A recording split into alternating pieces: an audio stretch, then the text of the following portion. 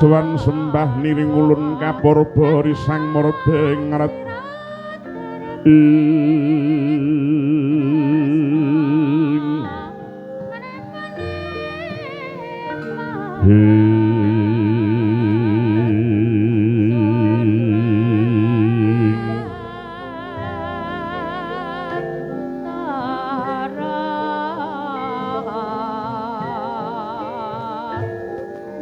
sahanan ingkang ikanang sihing dasi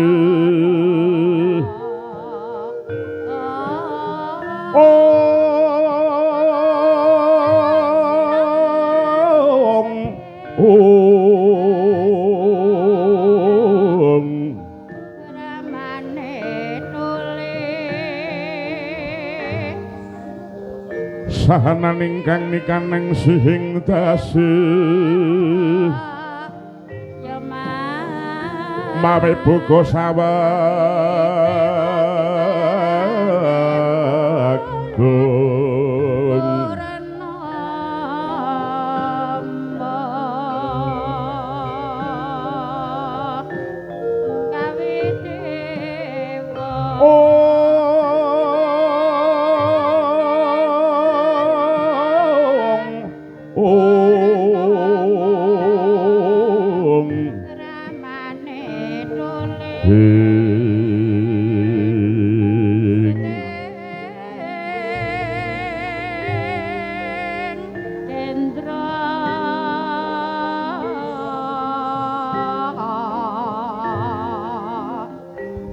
soroting pandam sumuluh madangi jroning pasarean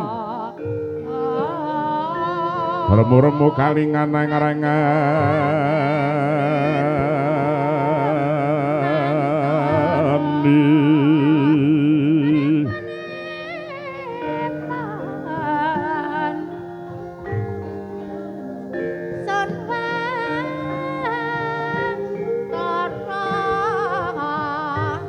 remu-remu kalingan ngarang-arangani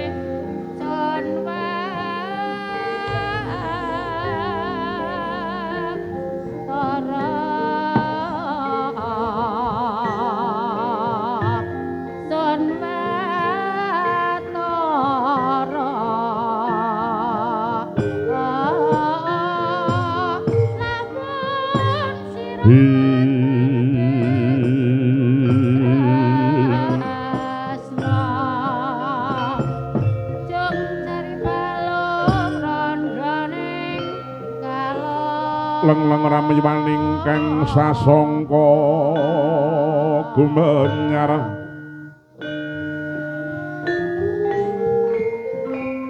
mangrengga ruming puri mangkin tanpa siring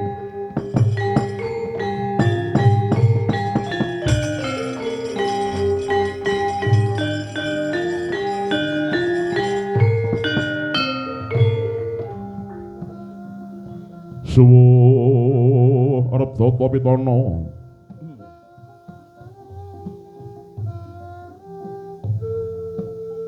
sinamung panglingga mrudha mring Purbaning Hyang Mahajati undraning negari pundhita ingkang kacarita ing dalu mangke ora kaya nagari ing Astina sinebating Gajah Uya gewinastaning Liman Jahnawi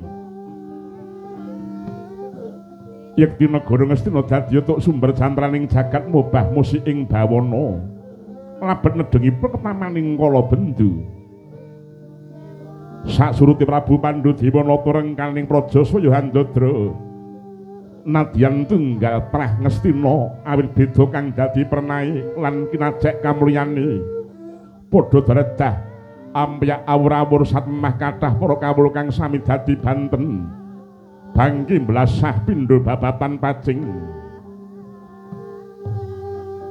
Adeking negara Ngastina lan nayakaning praja samya mendem ing reh kadonyan. Mula saben dina mung sarwa numpuk bondo nyimpen dhuwit nadyan kuwi bondo malingan. Ora ana ingkang wedi dosa anane mung sarwa suka-suka sing tanpa nganggo pitung. Madat madon wis dadi kareman keplek kecek dadu domino ngeslot wis tanpa nganggo tedeng aling-aling. Para nayakaning negari katone senggut makarya nanging kabeh ki mung samudana dimen kanggep mring Sang Nata satemah gampang entuk derajat munggah pangkat mula hanane mung pandeng pinandeng liti marang alaling liyan. Para kawula Ngastina nandhang sengsara larang sandeng larang pangan. Gumlaring nagara Ngastina bebasan wis suwung sebab pernatan wis disingkur. Mungkur ngreh kautaman ninggalake tuladha ingkang becik. Negara Ngastina kena den arani wis daya ngadheke luntur kawibawane. Kucemas maneh awit pakartining para nayaka ingkang mung mikir marang keluargane dhewe-dhewe. Lah Sinta jejuluk ing Sang Sinarawati. Jejuluk Prabu Drayudana. Ya Sang Prabu Kurawati.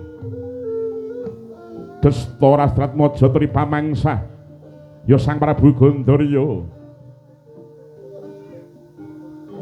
Ing rikalenggan mangke Sang Nata hanampi dhateng piswanipun Warangka Nata nagari Ngastina ninggih Patih Harya Sengkuni Triganta Patih Swila Putra ya sinebat Sang Maha Julik. Dasar pinter momong para Kurawa lah menika pasibanipun kita saking pertapaning saka limapa para bedah Hyang Drona. Resi Kumbayana Bratmadya Putra ya Bambang Kumbiyana.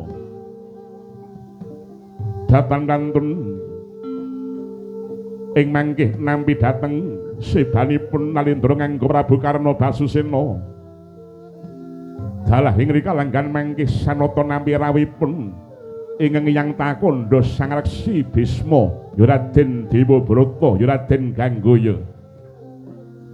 Sasamunipun satata lenggah mangkon dening sabda pangandika Prabu Duryudana rereh ririh angarah prana.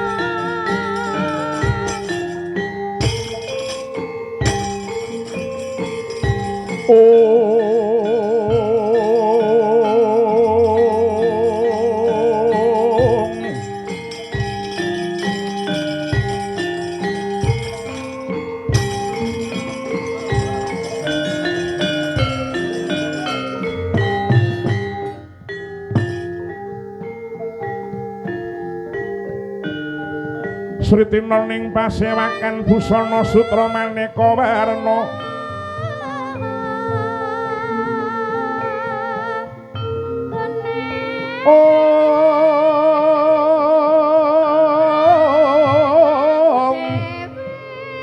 Sebab bos piteng diwana yang panjrakang Sarawarukma.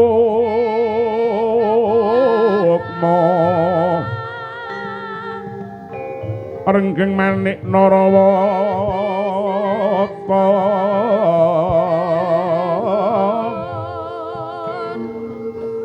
Pra banyo sumirat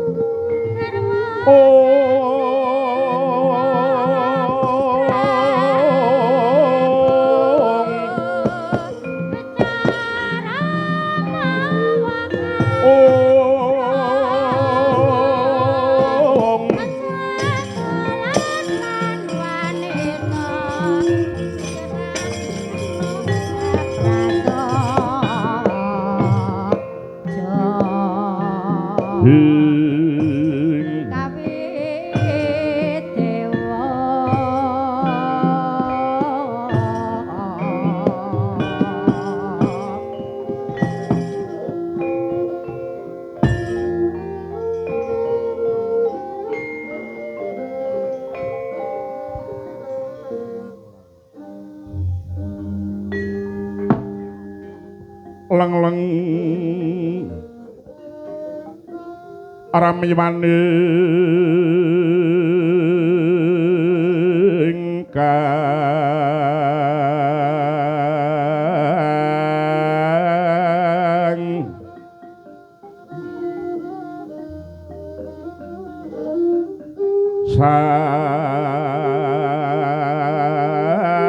sasongko kumenyar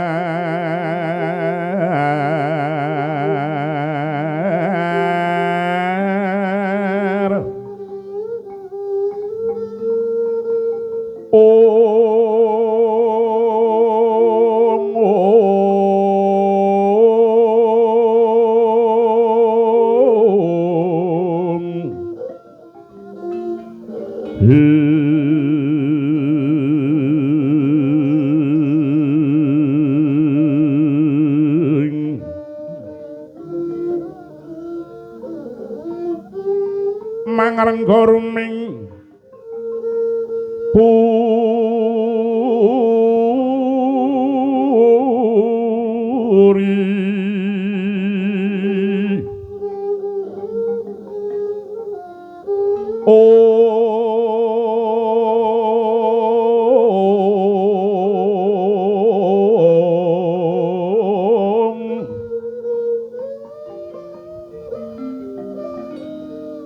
mangkin tanpa siring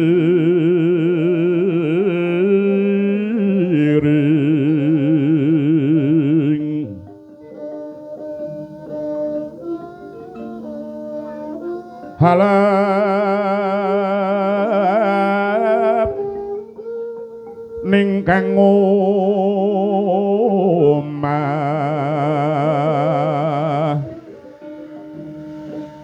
mas lir muruping langit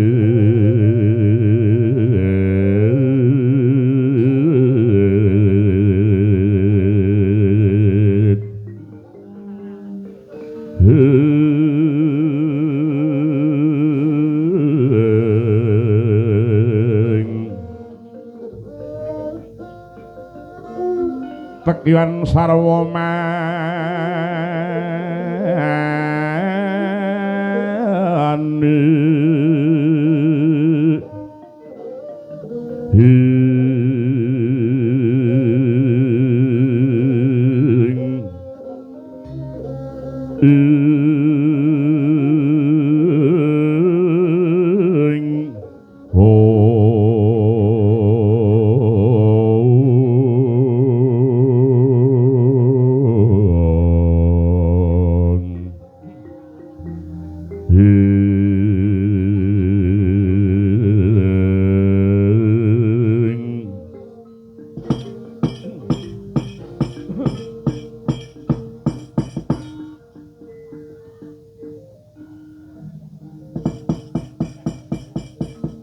Rap sidem permanam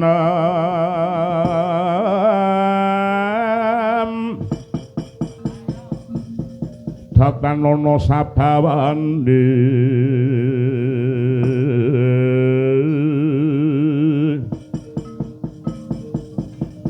walang miyang alise kang kapiyarsa mung swarane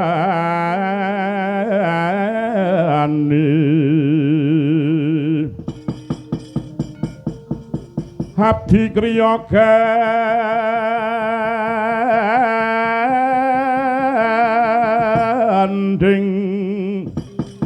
miyang kemasan ingkang samya nambut karti saya hamimbuwi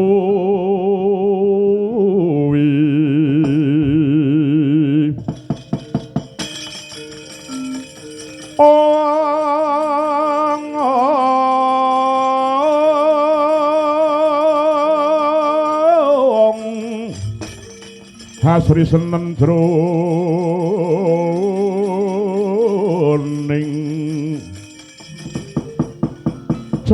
pananggilan sang nata manabda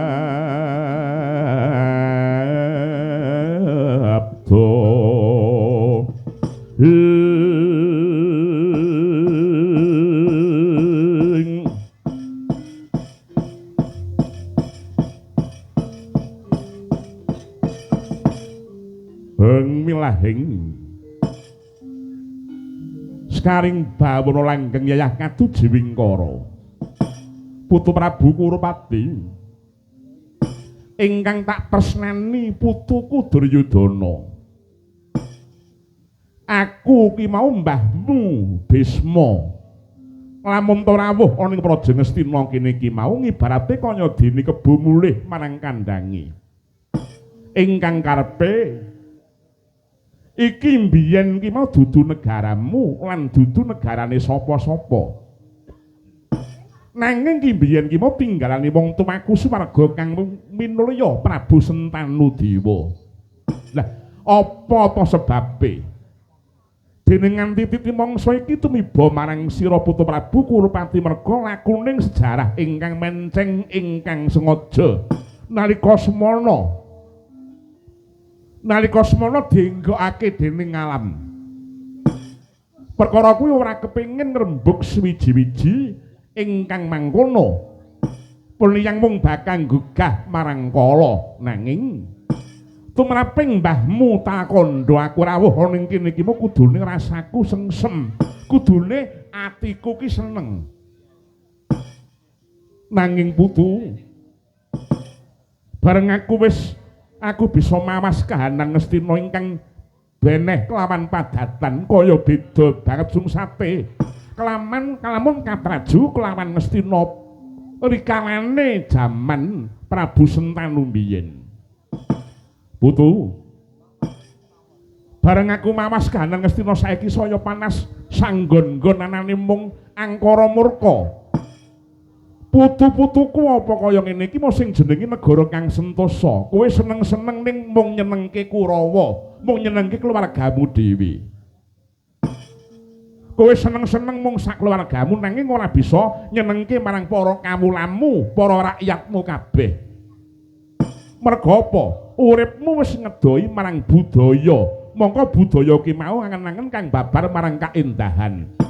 Kaendahan kuwi ora mung nyeger marang rasa lair nanging uga nyeger marang rasaning batin. Tumuse mung kanggo tamba jiwa temah njalari alusing bebuden budi pekerti utamane tumindak teteping kasusilan lan ndadekake menungsa sejati ingkang kebak rasa kamanungsan. Putu Prabu sing mbok goleki apa Coba aku tak guneman nanging cocokno marang kahanan iki. Ning kuwi aja serik. Aku ngeman negara iki mau mbiyen negaraku saiki owah dadi kaya mengkene iki merga saiki Ngastina pancene kondang ning ora padhang. Ngastina sugih nanging kawulane padha ngelih. Ngastina mbiyen sentosa saiki ketok sentosa ning saiki jerone iki rekoso. Sepisan kondang ning ora padhang, kondange Ngastina ki mau ngebaki jagat ning jebul jero peteng dedet lelimengan. Merga pirang-pirang perkara mung urwet-urwete merga Punggawa Praja Ngastina ingkang mung gugu marang karepe dhewe-dhewe. Rebut ngarep nanging nyatane ora kena diarep-arep, mula ketoke saka njaba padhang ning sejatine jerone iki mau peteng dedet. Angka loro sugih ning kawulane ngelih kesugihane Ngastina ki mau persasat sak proteloning jagat, sak proteloning donya. Ngastina ki mau numpuk ana dhuwur ramili wrata tekaning ngisor, mula kawulamu akeh kang padha kaliren, padha ngelih. Banjur angka telune santosa ning jerone rekoso. Ketoke bakuh, kukuh, ketoke balamu ratu, nayakamu sedulur pedhut mayuta-yuta. Jero negara nek disawang ora kok tentrem negara iki mau diobok-obok saka njaba jero. uripe kawulamu kaya tanpa pengayoman, isine mung ketir-ketir, isine mung bingung meneh kepiye nggone bakal ndeleh marang nyawa iki. Handring Kang Puspita rum kasliring samirana mri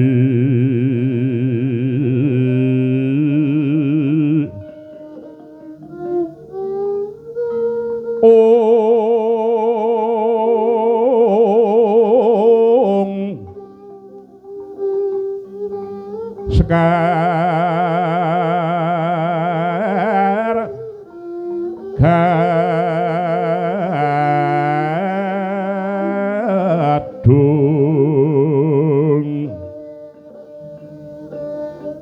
kum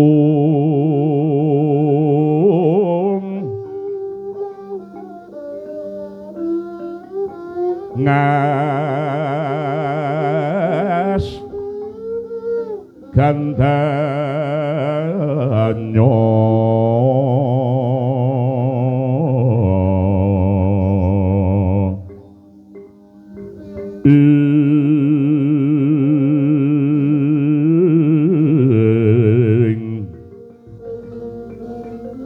maweh raras renaning driya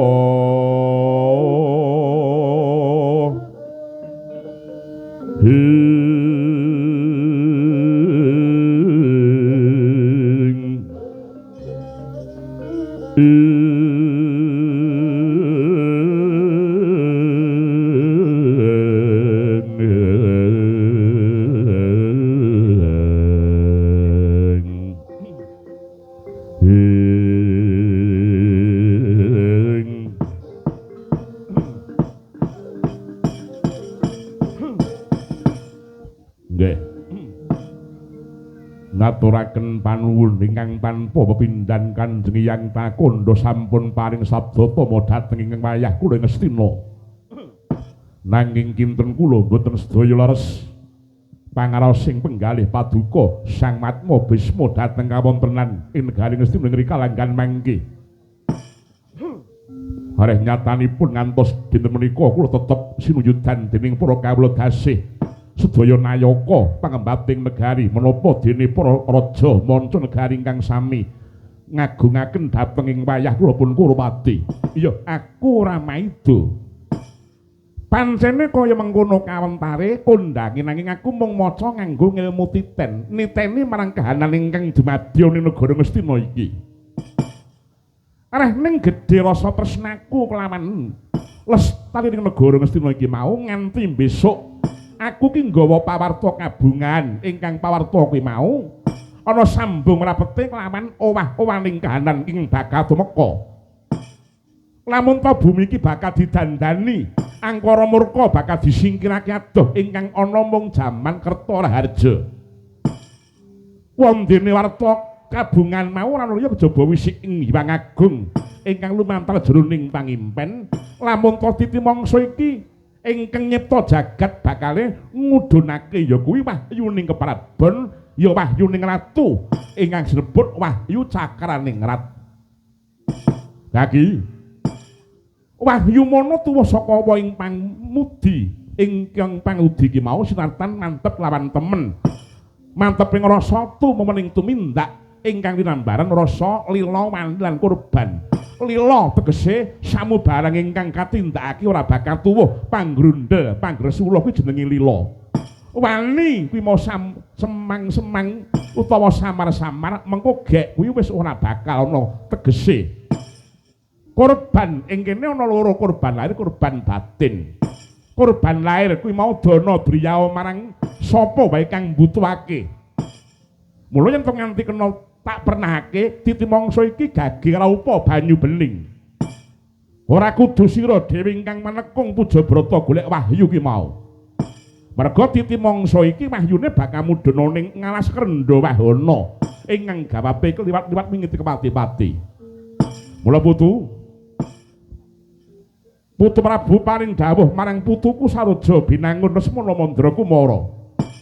Kinen dadagan nyadhang tumedhak ing Nagara Gedhe. supaya weruh lamun to besuke bakal bisa nglintir ke Prabu Negara Ngastina iki mau ingkang kepanjingan Wahyu Cakraningrat yektining kono besuke bisa nuwake darah kuru nggih. Sikara pala kang tumingal perang campo samya ngedali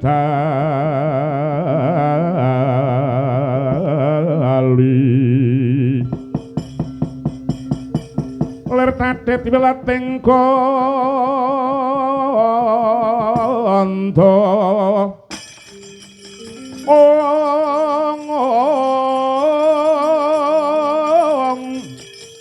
Cahyang kung mangun sang niti benjang sangat jimijo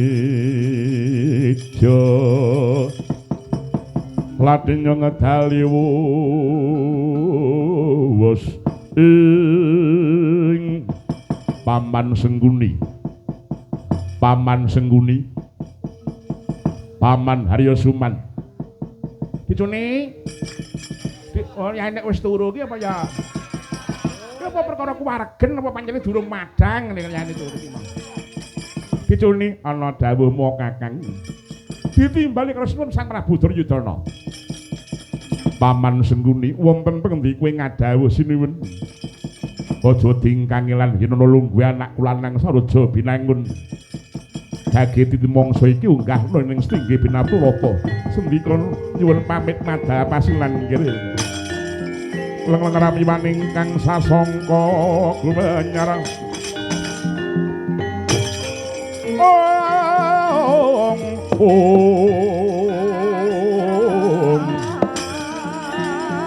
mangarengga ruming puri mangkin tanpa siring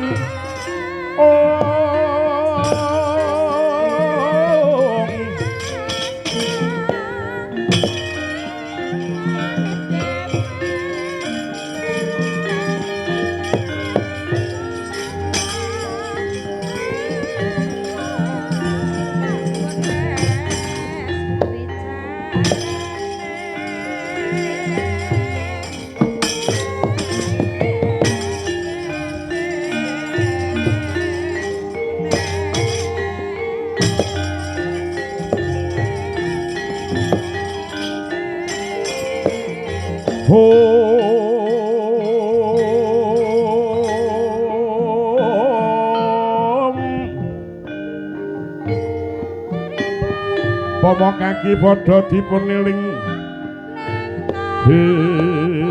ing pitutore ngong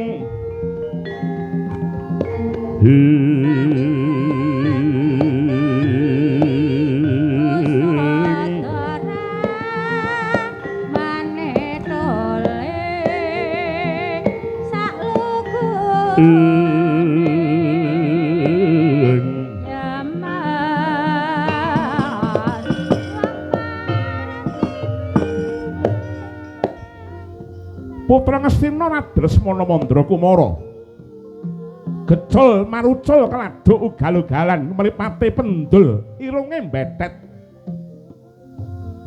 dadane dekok iga gegambangan laring kang kogung kepaung kepamara sida senenge mung seneng-seneng sesukan ngabotowan mimah minum ciu bremaragang tuwak minora landhap cepa panggrahitane parandene dupi mangarsa Sanata Prabu Jaka Pitana sigra humangsa atur sembah ya mangkon jeneng sabda pangandika nenggih Sang Prabu Kurupati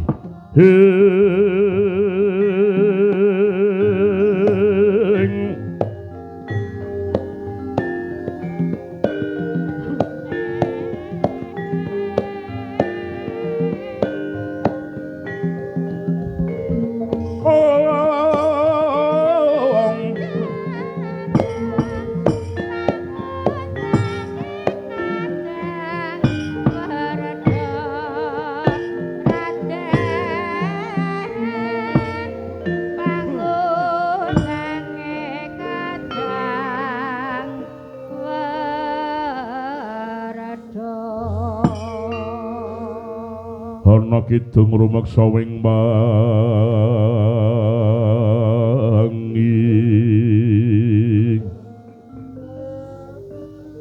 Teguh ayu luputa wing lara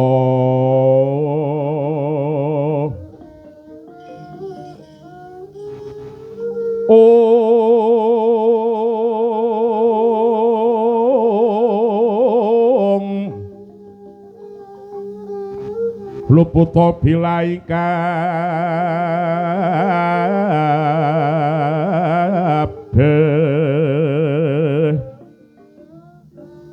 jim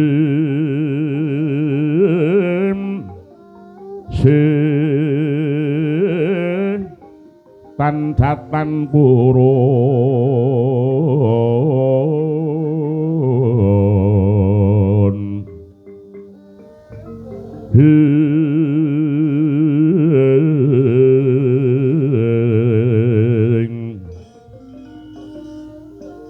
paneluhan tanana wani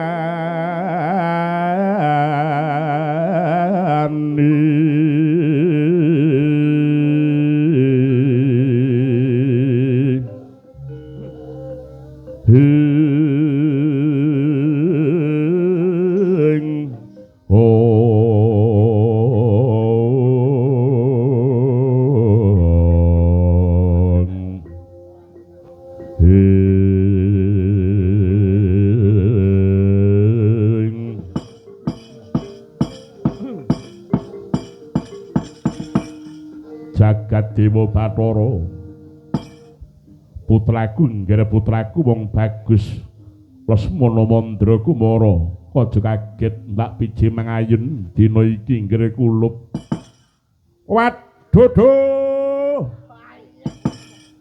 Rama Prabu sekelangkung kejot kumitra sing manah kula langkung rumiyin kula ngaturaken pangabekti kula mugi kunjuk ngersanipun paduka Rama Prabu Duryudana. Iya nggih. Wis ndak pompo gawe gedhening atiku ora liwat pangestunipun Rama tumuli tampan ana. Waduh. Rama kula pundi dadosa jimat paripih. Kaget kula dipun timbali mangayun menapa kula badhe dipun dhaupaken. Menapa kula badhe dipun rabekaken kalih sinden mriki? Nek badhe dipun dhaupaken sing kalian sinden mriki kula pilih sing tuwa mawon kok Rama. Nek mboten ingkang dumuli dipun dhaupaken kula primah mati mawon.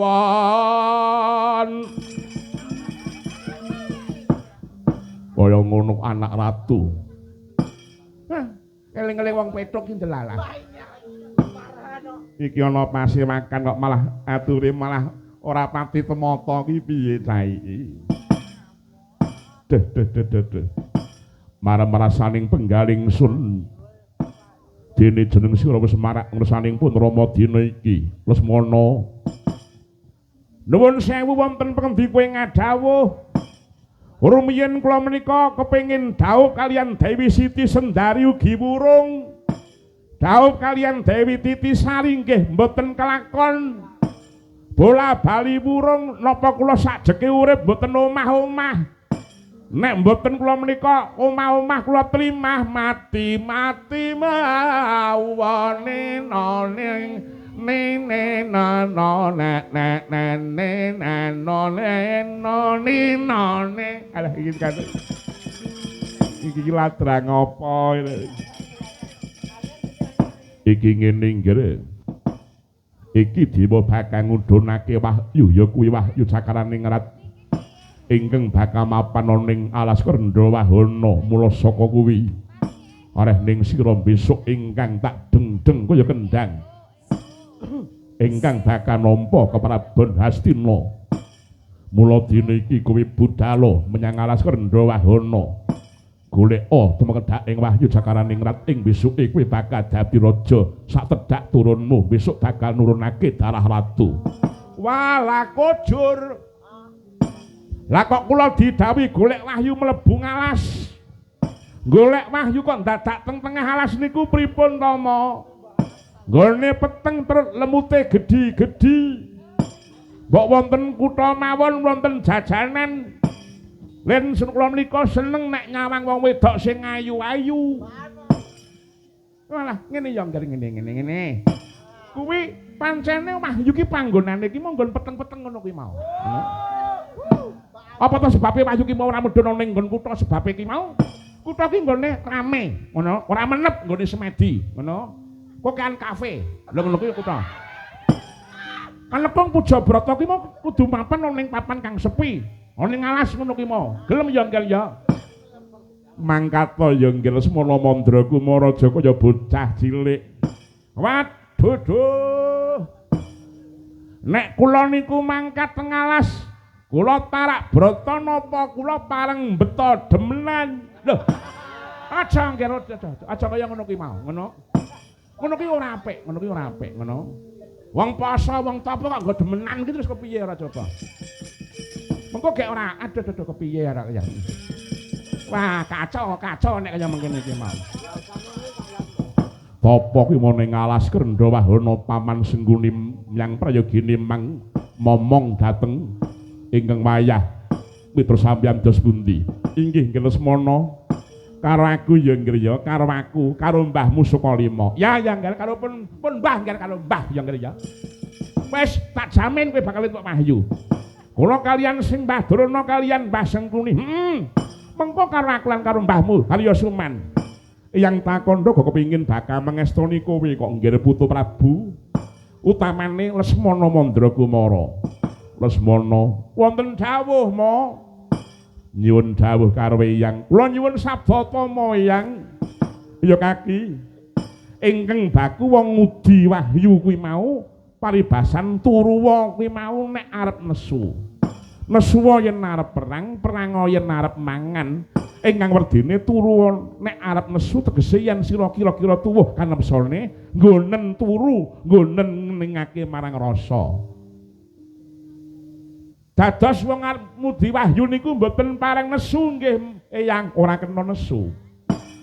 Upami wonten sound system ingkang telat mboten pareng nesu, ora kena nesu. Kuwi godane wong arep mudi Wahyu ki ya kaya ngono kuwi. Oh nggih. Upami gamelanipun tak kaya ora kena nesu kabeh ki mau kudu pancen sak mestine kaya mengkono ki mau. Nah, nesu nek arep perang tegese kudu wani lan kendel. Ning perang yen arep mangan tegese prangana nafsumu ingkang tumuju marang pangan tegese wong kuwi mau kudu wani kaliren. Ngono. Kudu wani kaliren. Wah, cilaka. Kula niku nek sedalu mboten mangan super mie 3, kula niku mboten saged tilem. Wah, bocah iki nek badoker ki ya ndelalah kaya ngono ki mau. Ngestaken dawuh Hyang kanggo titi mong ciking prayoga sira manutwa kelawan Mbahmu Sukalima. Kula nyuwun pangestu menapa dipun keparengaken kula menika mbekta kasur, bantal lan sak panunggalanipun. Ora kena ya, nggih ora kena. Wong golek Wahyu kok wae arep wong arep bobok wae kuwi ya ora pareng kok ya. Nggih. Ora kena kaya ngono ki mau, nggih. Kang mangkono dina iki budhalo bakal ingsun balang puja mantra muga-muga rayu salaku ing dedalan. Wah nggih. Kula nyuwun pangestu Rama duga-duga ngati-ati aja kongsi lali kirwala wong bagus Lesmana Mandra Kumara. Pama kaki padha dipun eling ing pituturing wong siraga satriya harane.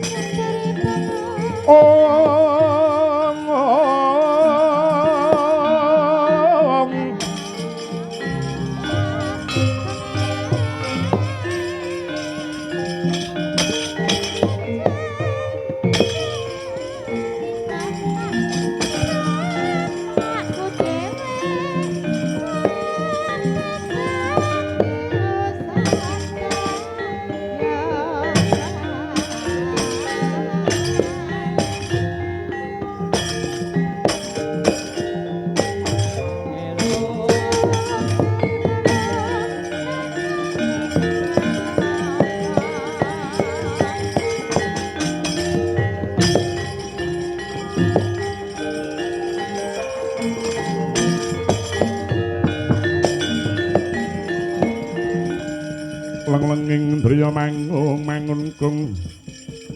mangun-kung gandhuhang rimang lelena tanpa kanin yen tan tulusa mangkono sang dyah utama ing Kanjeng Hyang Pedemban Putu Prabu kepiye sawetahipun kula bareng ngersanipun paduka Hyang mrika sembadaning sedya wayah kula pun wayah kula Lesmana Mandra kumara nggenipun badhe nggayuh wujuding wahyu cakaraning ngrat aja kuwatir nggih pun Hyang ingkang bakal tanggung jawab muga Gusti ngudaneni apa kang dadi panyuwune wayah kula Lesmana Mandra kumara Bapa Penemban Drona wonten pangandika ingkang dawuh sawetahipun kula pasrahaken dhumateng paduka nggenipun badhe nggayuh wahyu ing wayah pun Lesmana Mandra kumara ampun kuwatir nggih ampun kuwatir mengke ingkang bapa ing Sukaliwa ingkang sagah madosaken wahyu dhumateng putu kula pun Lesmana Mandra kumara kula jamin nggih kula jamin kasempatan oh nggih Kakang Prabu Karna Basusena kula suwun ngombyong yanggenipun Lesmana Mandra kumara badhe nggayuh wahyu inggih nggih Prabu mboten langkung karo nyuwun pamit madhapasin lan Paman Sengguni wonten pundi kowe ngadhawuh tumuli dawuh marang kabeh para kadang-kadang Kurawa kinen ngombyong inggene Lesmana Mandra kumara ngudi wujuding wahyu cakraning ngrat non nggih ngras pantes bubarna kang padha gantung sibing sun bakaku ndherek kedaton kocap nalika samana Purna Sabdanata Sang Prabu Duryudana Sigara kundur ngedaton tedhak jog saking pelenggan dampar denta regetek jengkaring sanata Cinandra kadi dene sung sesanti murih rahayuning mrih mulyaning Praja Ngastina